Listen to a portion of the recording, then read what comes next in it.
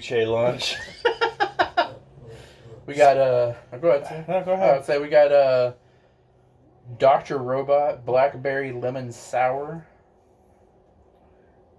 from Monday Night Brewing in Atlanta, Georgia. Exactly. 5% alcohol. Now the funny thing about this is I picked this up when we were on vacation in Tennessee. This was at a restaurant, a farming table, direct to market, and they didn't have it. They were out of it. So when I saw it in the store, I was like, I've got to get that. So it's a good thing for us. Bad thing for that farmed fresh table that didn't have it.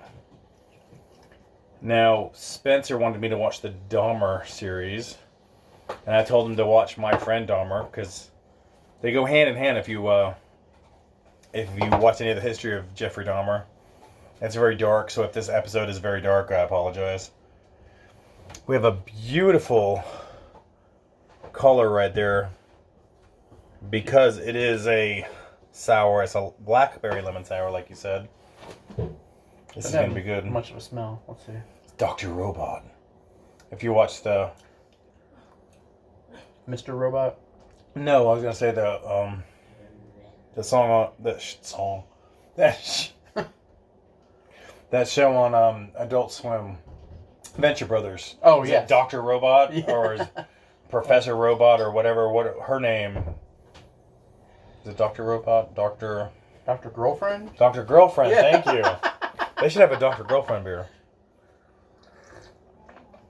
And so we'll start the discussion on the Dahmer series on Netflix. I'm only 4 episodes in. He's finished the whole thing. Yeah. Of course, episode 1, not spoiling anything. Episode 1 is the end, basically. Kind of, because it's when he gets found out. Yeah. By the end of the episode, the police are involved. You got Niecy Nash, who is his neighbor. Yeah. Of course, you find out if you read about it, she really wasn't his next door neighbor. She was around the corner. But she had been constantly calling and saying, this is really messed up, what's going on? Yeah.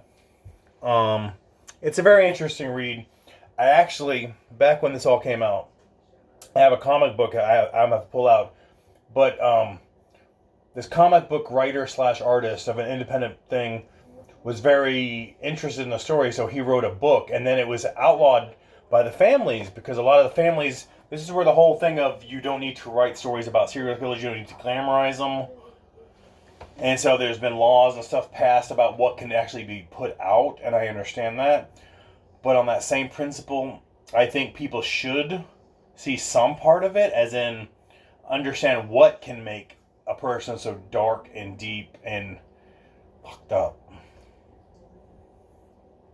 I don't want to spoil anything, so I won't say anything. No, but the whole thing is, like I said, I'm in episode before. Yeah. So episode 1, you go through the end, basically, and then episode 1, you start kind of at the beginning. Yeah. You know, when he was a kid, and you can see. I always think in this dark stuff that you have a nature-nurture thing. You have you're born with it, but then things in your life can push you in different directions. My own opinion, the whole struggle between his mom and his dad was a pushing point in a lot of different ways. His dad was a certain personality. His mom was a certain personality. The fact that he did not ever have any friends, really, pushed him in another direction. Oh. You know what I'm saying? If you watch, like I said, I asked you to watch My Friend Dahmer, which is a movie based by one of his friends in high school with his senior year in high school. You'll see a totally different... Well, it's not really different, because it kind of, you can fit it in the gap of this series, where you can go, oh, and I think that's why you should always be nice to people. Yeah, there's also Bag for $49. I would say also watching it, be mindful of what the people around you have in their life that makes them happy, because there's a lot of it in the show as well, where he will find happiness and it gets taken from him. Like, boom, it's gone. Yeah. And you can see where every time it happens, it pushes him a little bit and a little bit further. And mental health. Like in life, you hear a lot about mental health. And you see that from, as a kid, starting in elementary school. When you start seeing these little things, and I think, because this is the same writer who does American Horror Story, And that's what he said. He went off facts. He's like, these are the things that are facts. And there was a lot of it that came into it. And I think that's where it delves into a lot that is very disturbing, is like these little things can push somebody. And it's not trying to glamorize it. And some people say, oh, you're glamorizing. No, it's trying to show that your input as an individual can change somebody else's perspective. You know, whether you realize it as a father, as a mother, as a friend, every little thing does matter. Yeah. I will also say that episode 10. Okay, the end. Because it's 10 episodes. There is what I perceive to be a hint at a spinoff from this. A spinoff or just a continuation? A spinoff. Really? Yes. How can you do a spinoff of this? Because you already know where it's ending. Again, I don't want to spoil it. Yeah, so I'm just once curious. you watch episode 10, there's a small part in it that once you see it, because at first you're like, what the hell am I watching? Once you see it, you're going to go, okay, all right. I don't know how you can do a spinoff. The whole thing is disturbing. It is. It is it's a very interesting delve into human. Yeah. My worry is not so much the, glamifying the serial killer part of it. Yes. But my worry with when I was watching it was like, I mean, they make you feel bad for him. I don't feel bad for him. I'm sorry. Well, there's certain parts you're watching and you're like, Jesus, like, Oh, it's like because one thing and another and another, and it piles up where mentally, because you can see that, like in modern day life, you can see where one thing can, and after another can affect somebody's basic day to day. And like I said, what he did was horrific. And, it's totally horrific. But there are certain things you watch it and you're like, oh my God, like. Most of us take that and we would never go past. Yeah. But looking at it, like, you're dealing, and this is a very I'm not trying to take anything away from it and the horrible things he did. And I think he saw how the system was. Because if you look through his things, you look at the first one that happened with the hitchhiker. Yeah.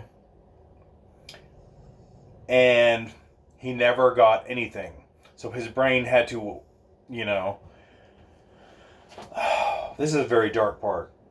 But then when, you kind of realize, he realizes kind of his sexuality, but he doesn't know how to deal with it because his parents never taught him how to deal with it. They never talked to him. And it was a shunned subject. It was such a bad thing in that day, which truthfully nowadays, that's why we need to talk to our kids. Yeah. And it's just like, hey, it's okay. It's okay to be this way. You're going to be whatever way you are. This is why you need to have communications with your parents, with your kids. And his grandma, you see his influence with the grandma who was like, we need to go to church and pray about this. Yeah. And it's like... Have you gotten to the part where he goes fishing with his dad? Yes.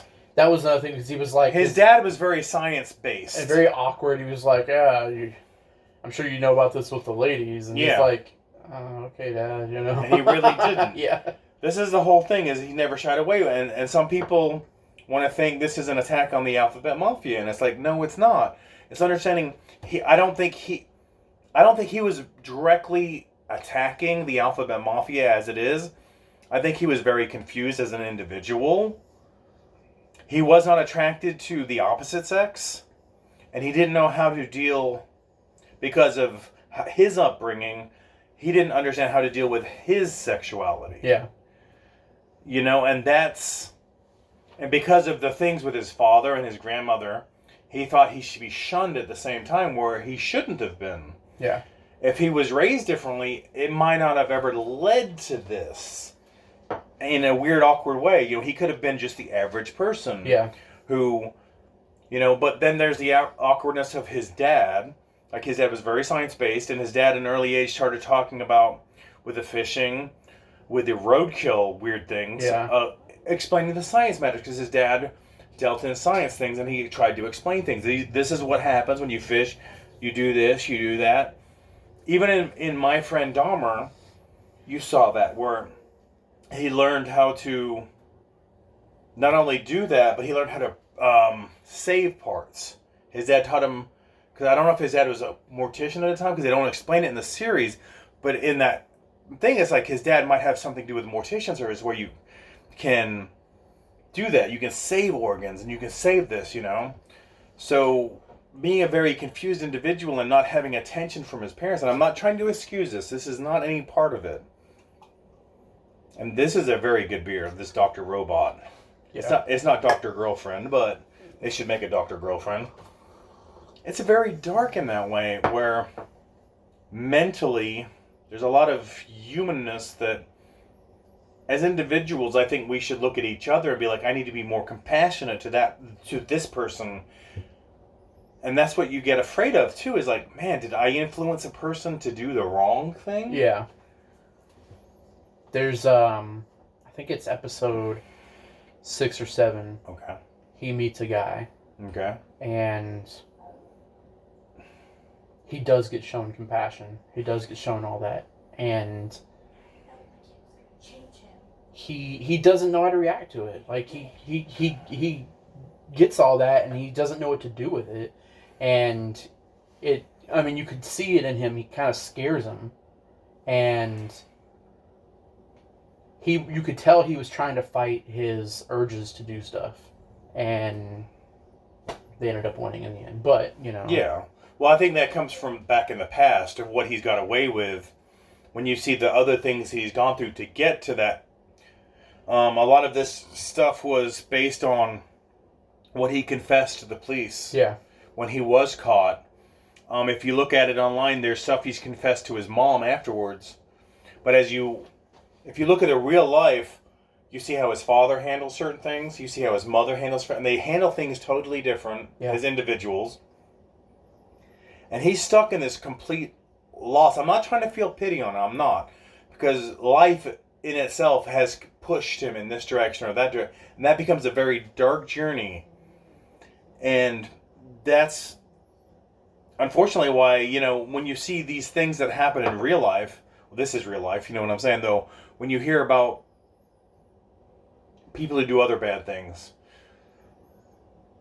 shootings, and there's some kind of individual in their life that might push them a certain direction, and that's why you have to be self-conscious as an individual to be like, I need to show compassion because somebody else might not. Yeah. It's dark. It's disturbing. It's hard to watch. You have to force yourself sometimes, Yeah. you know. I think Ryan Murphy, as the writer, has taken on a very dark subject. I like the way it's written, too, because it's not, like, linear. It's like, totally not linear. Yeah, you get, like you said, first episode, you see him get caught, and then it's like, this episode starts with, you know, this era in his life, and this episode is this era, but they all link together, and it's very interesting. I like that, you know? Yeah. Because it kind of keeps you guessing, because an episode starts, and you're like... And the phone said no. I shall only record so much, even though I've got plenty of space. But anyway. Yeah. So, we're not trying to go too dark on you, but be human. Yeah. You know, that's all I can ask as a human is... I would say don't be human, because humans are trash. Be better. Be better. And Dr. Robot is a good... It is. It's like Kool-Aid. This episode brought to you by Reduce. No, it's not. But anyway, sorry if we got a little dark on that last one. This next one is going to be Halia. It's a Goose Island from Chicago, now owned by Budweiser. But it's a 2016 release, Halia. It is a 7.9%. Ever translate that for you for the South? That's hell yeah. Hell yeah! So, little apologies for getting a little dark on the, you know, the dahmer. It's a little disturbing, more than a little bit.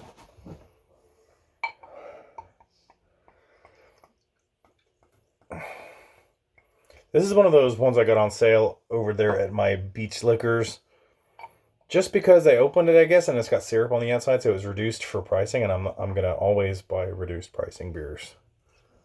You know, Kyle, I know you're watching. You could have some too. Yes, Came you could. over. You watch this, but then he doesn't comment. He doesn't. Stalker. That's weird, isn't it? That is a little. Do you think he's like Jeffrey Dahmer on the side? Ooh.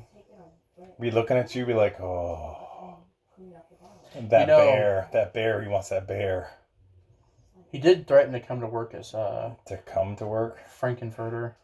Oh, he wanted to be your wiener. Kyle, you should join us. Just one day. Just one day, man. That's different. Oh. That is very different. 7.9. Like I said, this was a 769 markdown just because. I don't even know why. It's really tasty. Goose Island, when they do their thing, their sides, like some of my favorite stuff. It's kind of hard to pinpoint because it's almost got like a fruity flavor, Yeah. but then there's like a saltiness kind of at the end. That's weird. I don't even know. It says farmhouse, but I don't know if you classify that as a saison or not. It's farmhouse ale. But yeah, that's very different.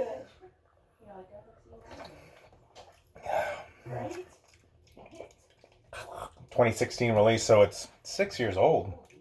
It's still got a good taste to it. Yeah. Some people don't like old beer, but it's not us. We still have those 15-year-old beers. We have 2 more left to finish. We have a Dos Equis and I don't remember the last one. We should try to shotgun them. What was the last one we had? I can't remember. I know But it was they were horrible. awful, yeah. Or once he bought back in, I don't know, 13 years or 14 years ago, and they sat warm. And we've been trying them, and they just are very vinegar-ish. Probably good for our gut health. Definitely clean you out. So let's see. Hold on a second. I might have to switch from memory card. 32 seconds. Whoa. Still trying to figure out what OLD means, but Cameraman, calm down. so we were about to say before. I was gonna say, we've had some trailers, we've had some news.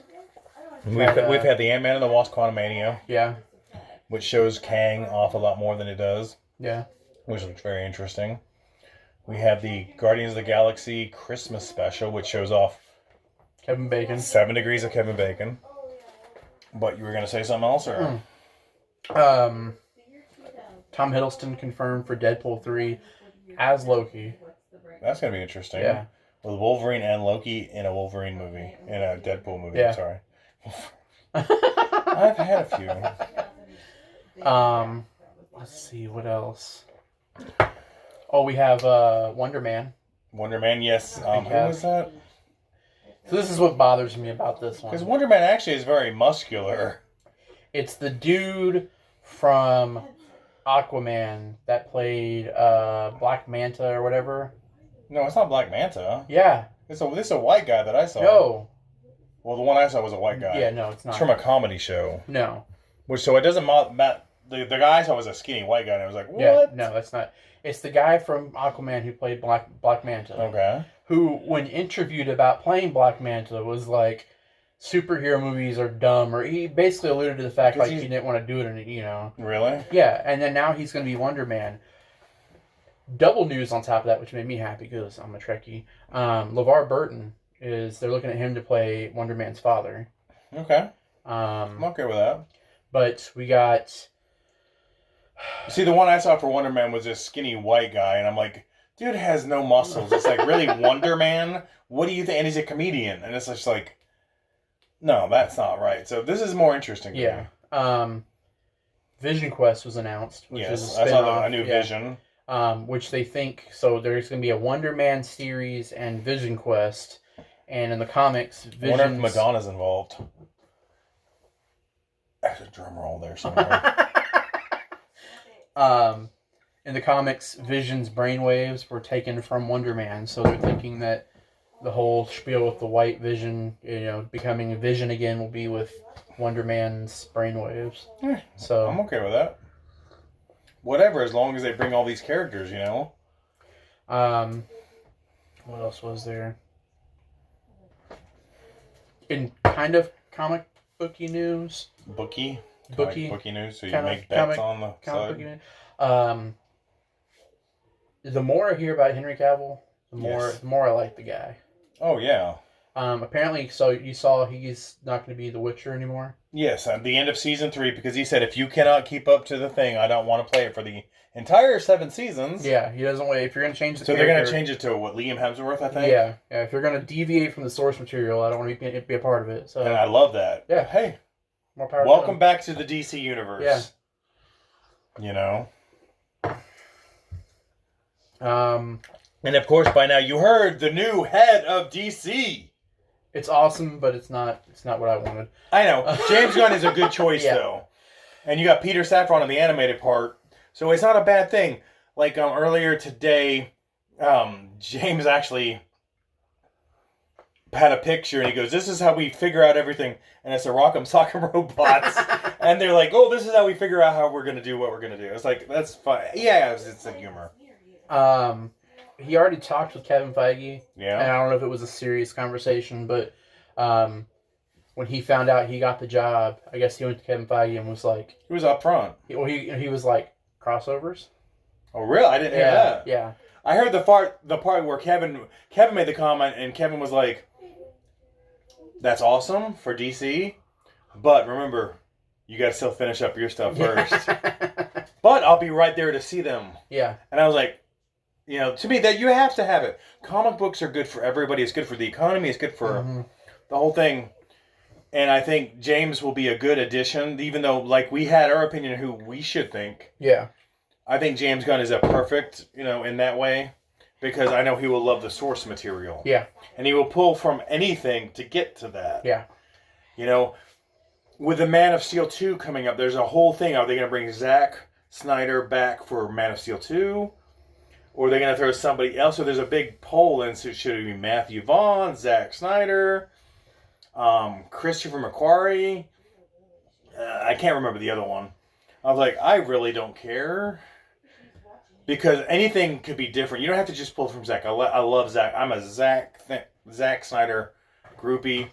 But I don't have to stick by just Zack. Quiet on the set. And you and your odd shoes. Anyway. You ever been slapped on YouTube? No. Yeah. Yeah? Wow, that sounds kind of cakey.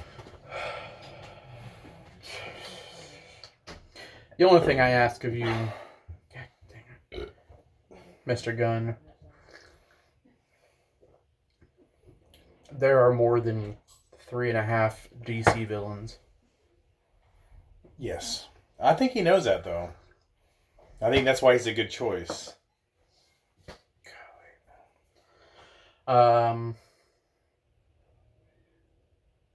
still need to see Black Adam. I do, too. We're still And gonna... then Black Panther's next weekend. About to spend all my money on two movies. I'll be off on Friday, so... Yeah, me too. If it wasn't going to be so crowded, it'd be like we should do a Wakanda Forever weekend, but I just don't want to deal with a lot of people. That's all a bad thing. Live from the movie theater, 2 white guys at Black Panther, Wakanda Forever. Hey, I'll appreciate the fuck out of that movie. Yeah. But, yeah, because they were talking about all the things they were supposed to deal with. Like T'Challa was supposed to deal with coming back from the snap and how everything had changed as he'd aged 5 years, you know what I'm saying? Yeah. Ryan Coogler, the director, had talked about that. So that would have been a very interesting comment, whole movie.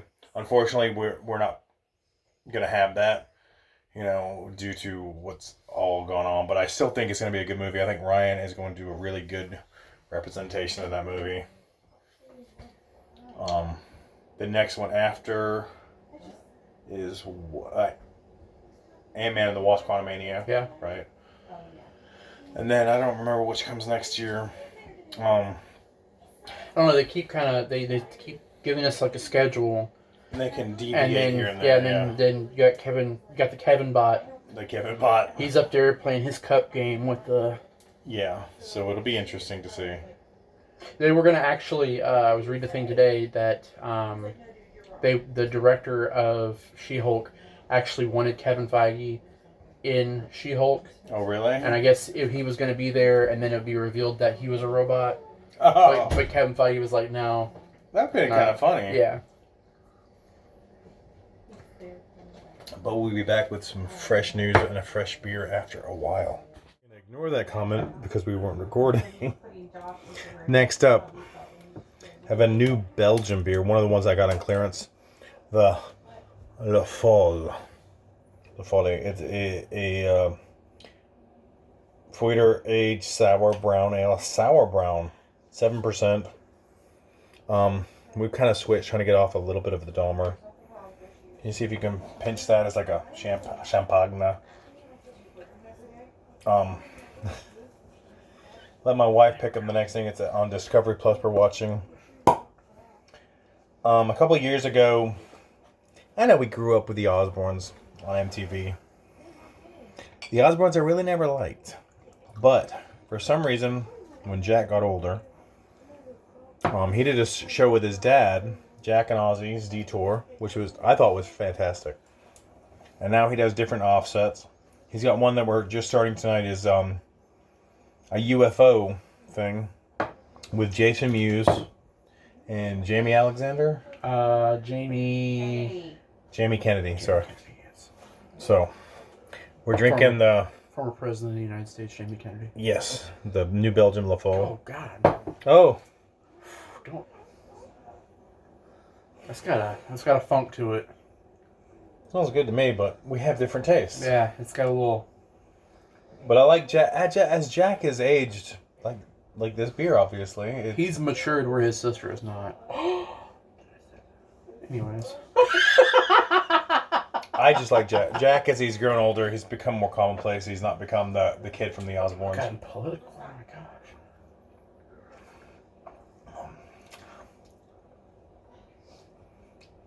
So does it smell that bad? This is very aftertaste is very similar to the last one we just had. I don't like the smell of it, but the taste of it is. Like I said, this is a lot of men have said that. Sour brown. Wow, man, you just admitted that. Dang. We went right back to the Dahmer. I am not Dahmer, thank you, sir. I do not eat men for breakfast.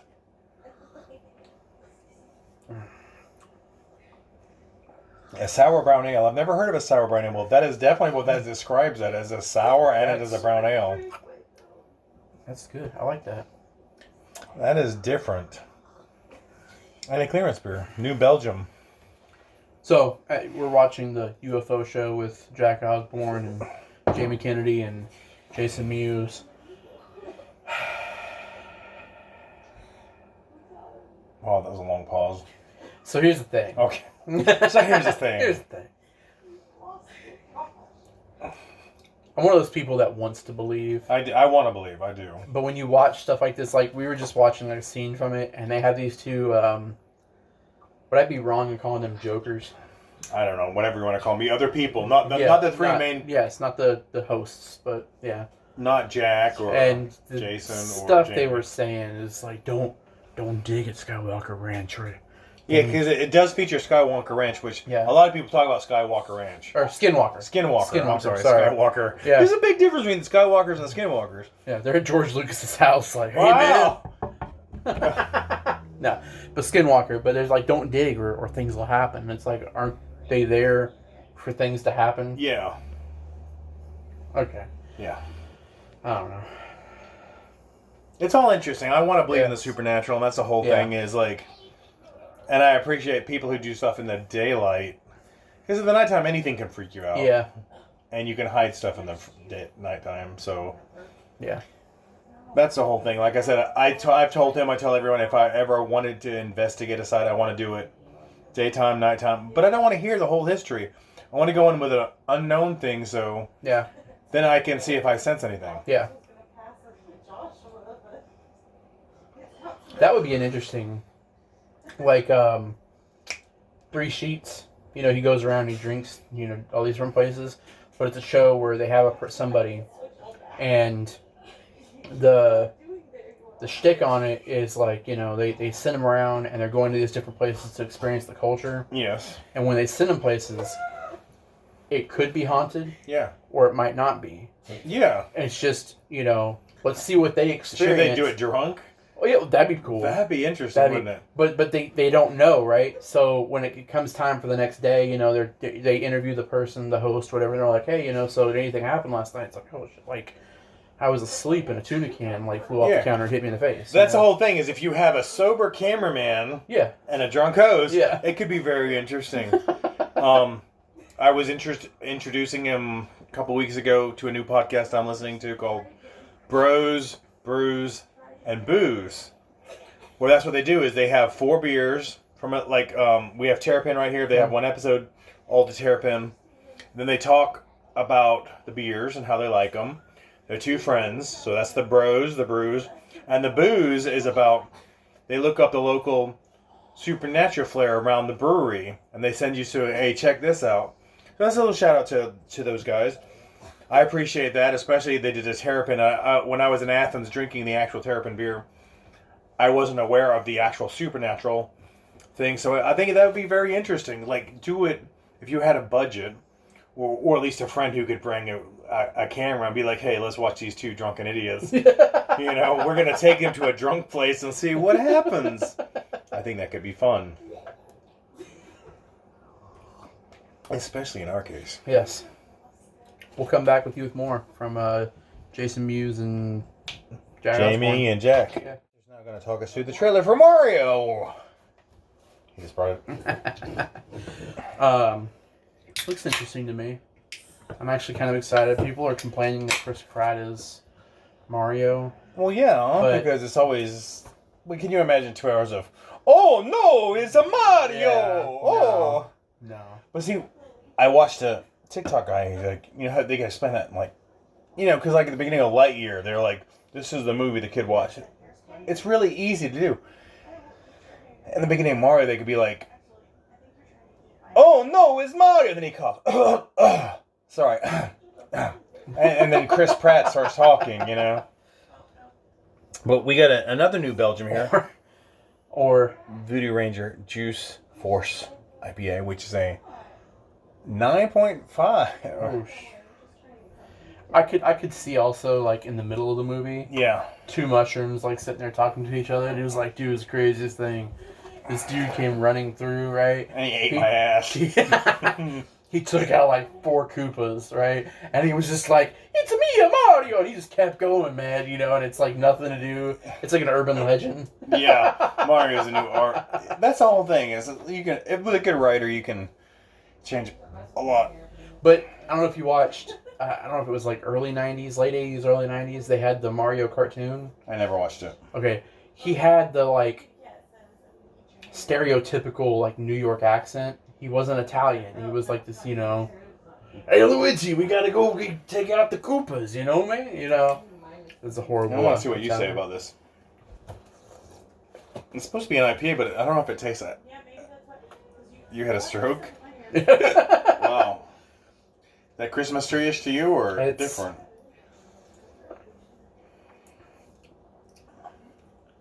It's different. I won't say Christmas tree. It's not. Yeah, it's weird for an IPA. I've got the hiccups. Sorry, we're still watching the Jack and Jason and Jamie UFOs in the sky thing on Discovery Plus. I think I got the hiccups. Again. 9.5%, but what? I'll say again, I want to believe, but it's just some of the stuff on there. People want to believe too much. Yeah. Like one of my favorite things to watch on TikTok is there's this whole, I don't know if you've ever seen it before, there's a whole like thing, like a TikTok community on skinwalkers. Okay. And like some people will like post videos of like stuff they've seen, and it's like, ooh, that's kind of creepy. But if you look at it, you're like, there's an explanation, like, because there's one, and it's been going around for a little while. It's this dude, and he's walking down like a dirt path, and like a deer comes running out, and he's like, oh, that's cool. And then he pans back, and another deer comes hopping up, and its head's all crooked, and he's like, oh, and then it cuts to, there's a guy on there, he's a Native American, and he cuts and he's like, Uncle say, leave him alone, you know? But it's like, that deer obviously broke its neck, survived, Yeah. and it healed in a weird way, you know, but... Well, I have a friend on TikTok who he's very much into debunking supernatural stuff, and he's from New York, and he's just like, what the fuck? Yeah. You know, it's like, and Skinwalkers is one of the things he really goes in. He goes, Skinwalkers is a Native American thing. He goes, and a lot of people think it's everywhere, and he's like, no, it's not. It's a Native American thing. Yeah. And so that's what angers him, and I fully understand that. Because, you know, people throw away these supernatural terms like they're everyday everywhere. And it's like, no. Sometimes it has to do with our beliefs and whatever. It influences our brains and influences the situation. And I still have the freaking beer hiccups. It's twice tonight. Yeah, twice. I got some hiccups and some heartburn right now. There's, like, some of the stories, like, not necessarily on TikTok that I've seen that are pretty interesting. Like, you know, there's I think it's in England, there's a story of the town where the two children showed up and they were, like, their skin was green. Okay. And it's like the village is named after them now, and there's like one of the inns has So a... is the Two Hulk Village? Huh? Is it Two Hulk Yeah. Village? You know what I'm saying, though. It's Yeah. like, that's how ridiculous if two kids showed up with green. Yeah, Like, you know, what? and it's, you know, and they didn't speak English, and, you know, it's like, okay, it's interesting. There's supposedly a town here in the U.S. that a UFO crashed. You know, they found Besides Roswell? Well, yeah, but like they found the pilot, you know, and the pilot was still alive, and they tried to nurse it back, and it ended up dying, so they buried it next to a large tree in the town. Yeah. And they you know, the tree is still there, but they won't let anybody dig up the remains to verify, you know. Exactly. That's the whole thing that gets me. Is like, to me, if there's actual true things, and I want to believe, because I do believe we are not the only species in the UFO realm, just like the supernatural realm. I don't believe we're the only thing. We got to share this shit. Yeah. And the fairy tales, when you can get past the bull crap that people just pass along word of mouth, Yeah. it becomes fewer and fewer and fewer and fewer. Mm-hmm. And that's the whole thing. Like, one of them I saw recently that it's kind of a folk tale. There's a little bit of hard evidence to it, but you know that the Vikings came to North America. Yes. So no way fact. before, yeah. No, in fact, before Columbus, way before. So, Columbus. there is, and I can't remember what river it is. It's one of the larger ones here in the U.S. So it's up north. It's actually kind of more down, like I would say, like middle of the road, kind of, you know. But it's a river that goes up, and it ends up in Tennessee. Okay. And there is it's like a, because you know there's mountains up there. Yeah. There's like a cave there, and there on one of the walls of the cave there are Viking runes like etched into the wall, and they're like in Tennessee. Yes, and they're like, oh, Vikings came here, and it's like, okay, that sounds awesome, like it's cool, but I need more evidence, because any Joe Schmo can like walk in with a book, you know, and scratch these in, you know, so. But it's like, that's cool, like, you know, and then there's, you know, some people say there's evidence that the Egyptians came here. Yeah. You know, and it's like, all right, cool. Like, I want to, that's interesting. But give me more evidence. Like, you know, I don't know if you've seen the whole thing about the Grand Canyon, and supposedly there's a temple to, like, Osiris there, and, like, the federal government won't let you go on certain parts of the Grand Canyon, and that's where the temple's at and all that. And it's like, why would they cover that up? Yeah, that's why, the whole thing. You know, when you look into some of these things, the government's covered up, and you're like, well, what are they covering up? Because you can't find any information. Like, you can literally walk the whole area, and you're like, what are you even talking about? Yeah. You know? And it's one of the things, like, you know, and somebody's like, this is what happened. They came here. They were here. And it's like, but the government's covering it up. Why? You know, what would be the reason the government would cover that up to keep it? Like, I could partially see, like, you know, hey, a UFO crashed. We recovered the craft. The government's got it covered up because they're trying to reverse engineer the technology to keep us one step ahead of whatever. The Russians, the Chinese, you know. But at the same time, it's like, what would be the harm in saying, like, hey, we recovered this. No, we're not going to let you see it. Yeah. No, we're not going to tell you anymore, but yes, it was recovered. Yes, we're not the only people in this freaking galaxy. Yes, yeah. Just so you know. Yeah. We're trying to figure this out just like you. Yeah. More information to come. You know? Yeah. And I think that'd be the truthful way. Because then we can throw a lot of this crap out. Because how much is passed along word to mouth? Yeah. You know, and you don't know what's true. And that's the whole thing is, I think that's the way it should be. I don't have to have fully transparent. It's a semi-transparent. Yeah. You know what I'm saying? It's like, I understand you don't want to tell us everything. I understand that. But something would be nice because then all this bull crap can get thrown away. Yeah. You know, because you hear all this crap and they put tourist traps. That's the worst thing to me.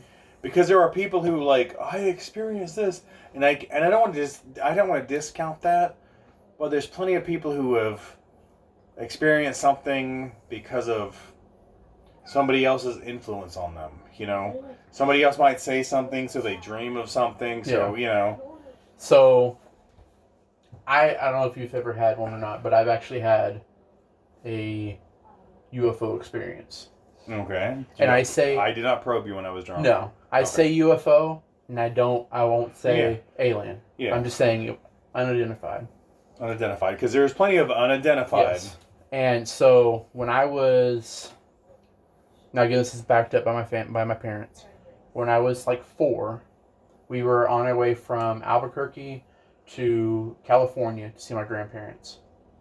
And my dad was the one that would drive because he's the one that, you know, at the time he was the one that would like, he could stay up, he could get us from point A to point B nonstop, you know. And I remember being in the back seat. He made a wrong turn down a street. At Albuquerque. Well, no, it's not in Albuquerque, but it was in between Albuquerque and California. So I mean, it's all desert there, you know. So you make a wrong, but you make a wrong turn in the middle of the desert, and it's like, you know, there's no landmarks. It's like, you know, this Bugs Bunny thing. Though, yeah, say Albuquerque. Yeah. But this black circle with a light on it came over the top of the car, and it was quiet. Yeah. And my dad stopped the car. We're all looking, like I'm looking at the. It was a 2-door car. You remember being seat. 4 years old? I remember being 4 years old. Yeah. I don't. Sorry. But I remember looking out the back window because I could sit in the back seat and I could kind of lean back and look out the back window. I saw this thing fly you over. Had control over your neck at 4. Anyways, I had no control over it. I don't have any memories of 4. But both my parents are like kind of looking out the window. My dad rolled down the window to see if he could hear anything. Couldn't hear anything. He put the car in reverse. He backed up, turned around, and we left. And so the reason I say UFO, not alien, unidentified, is my dad maintains the idea that it wasn't extraterrestrial. It was probably a government helicopter, you know, that, you know, had some kind of silent running technology. Because we know that nowadays there are stealth helicopters. Yeah, that we, you know, unbeknownst to us, passed, you know, a point that we shouldn't have passed. This thing flew over to see what we were doing. Yeah. We turned around and left, and it, you know, left us you alone. Yeah. My dad has other stories being in the military. He has a couple of them, but, you know. There any fingers? No. Okay. His big one that he told me was he was out on the flight line, Albuquerque, and went out there to do something, and he was out in one of the trucks. He drove out to a certain point. He was supposed to be picking up a piece of equipment, hook it up to the back of the truck. He got out there, and he said there was this metal orb kind of floating there. And he said he pulled up, and he sees this thing, and all of a sudden it just went, boop, and it was gone. And he said he got out, hooked the piece of equipment up, and took off, you know. That freaked me the fuck out. I know. When he told me that, I was like, I wouldn't have gotten out of it. That's the movie Phantasm. I don't know if you've ever seen Phantasm. That's the movie Phantasm. Because suddenly there's blades and and you're dead. And it's like, yeah. You don't see a floating orb. I'd been like, sorry, I didn't get that. Why not? Yeah. I'm going to need help. It was heavy. That's very heavy. That's heavier than Guinness, you know what I'm saying? One of the new podcasts I also listen to because of Basement Buddies, John from Basement Buddies has gone over to some kind of some kind of show or something like that. But they were talking about beer last episode, and they were talking about how Guinness is more carb friendly than you think. I had to look it up. I don't want to cross-reference them, but they're like, yeah, Bud Light and Guinness. I'm like, yeah, Bud Light's 2.6. Guinness is 10. That's not even close. And I don't want to correct them because I don't know them. There's a big difference in carbs there, guys, you know. What was it? Is it based on... Because I would assume Guinness would have a whole hell of a lot like more calories and stuff to it. No, calories more are actually it's the carbs. Well, I know I'm saying like carbs to calories, like a like the density or whatever. Because I mean, but they were just making a comment about beer because they were talking about beer and like, oh yeah, it's people don't know it. You're not a beer drinker. Guinness is the starting point. And I'm like, you just sounded like the Swedish chef from the Muppets. The burger. But anyways. We're back to Jack and Jamie and Jason Mewes and the UFOs.